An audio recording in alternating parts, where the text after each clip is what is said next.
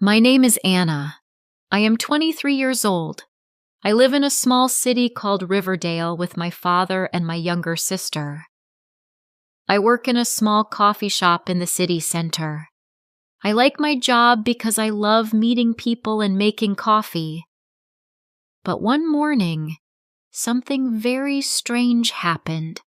It was a cold, rainy morning in October. I woke up early because I had an early shift at the cafe. When I checked my phone, I saw a message from my best friend Laura. It said, "Anna, please come to the train station today. I really need you. 11 a.m. platform 4. I didn't understand. Why did Laura want me to go to the train station? She didn't say anything else. I called her, but her phone was switched off. I looked at the clock. It was already 9 a.m. I only had 2 hours to get ready. I put on my favorite jeans, a warm blue sweater, and my black boots. I grabbed my raincoat and my small black umbrella. My dad was making breakfast. I told him, "Dad, I have to go to the train station. Laura needs my help." He looked worried. "Be careful, Anna. Call me if you need anything," he said. Outside, the rain was falling heavily. I walked to the bus stop. The bus was crowded with people going to work.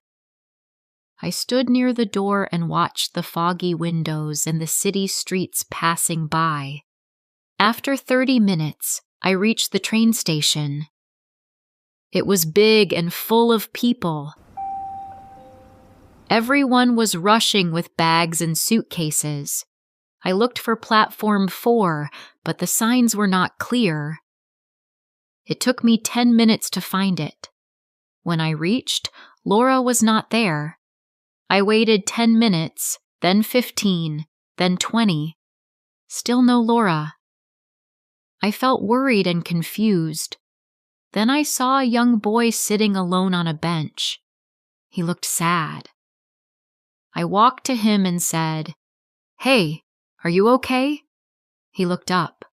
His eyes were red, like he had been crying. "I lost my ticket," he said softly. "I don't know how to go home." I sat beside him. "My name is Anna. Maybe I can help you. What's your name?" He said his name was Tommy. He told me he was visiting his grandmother, but he dropped his ticket somewhere. He was scared to call his mom. I gave him a small chocolate from my bag and said, "Don't worry, we'll find a way." Just then, my phone rang. It was Laura. I answered quickly. "Laura, where are you?" Her voice was shaking. "Anna, where are you?" she said. "I'm at platform 4 waiting for you," I said. Laura gasped. "Oh no! I'm at platform 2. Please come quickly. I'm really scared." I looked at Tommy. "Wait here for a moment, okay? I'll be right back." Then I ran through the station. My shoes were wet, and my hair was damp from the rain. When I reached platform 2, I saw Laura sitting on the floor near a ticket machine. She looked so scared. "Laura," I called. She looked up and ran to me.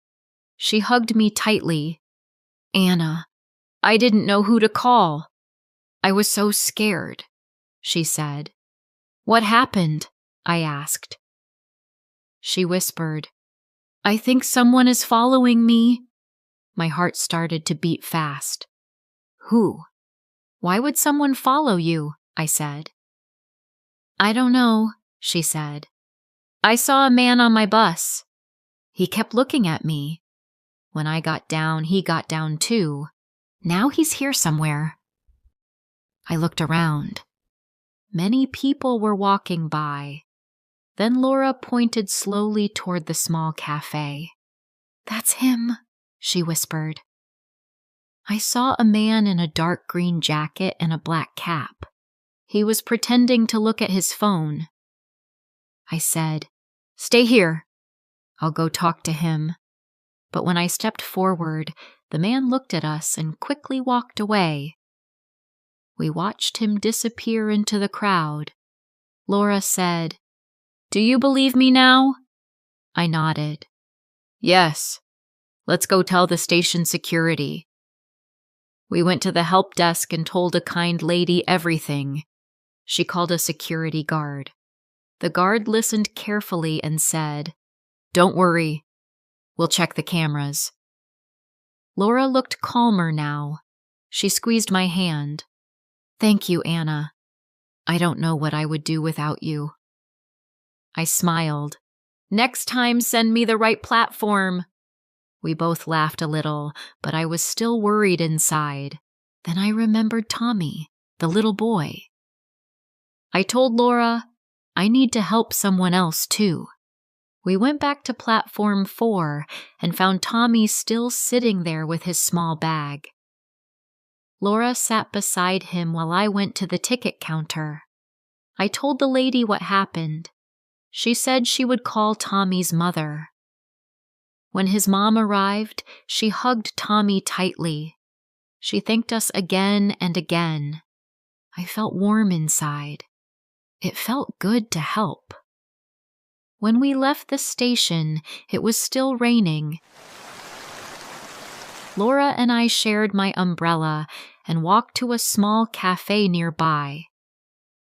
We sat and drank tea. Laura told me she thought the man might be her old boyfriend.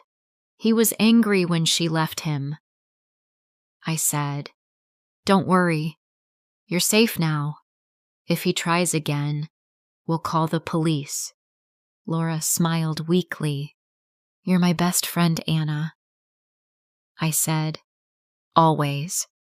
After tea, we took a taxi home. I felt tired but strong. So many things had happened in one day. When I reached home, my dad and sister were waiting. They hugged me tightly. I told them everything. Dad said, "You are my brave girl." My sister said, "I want to be like you one day." That night, I couldn't sleep well. My mind was full of thoughts.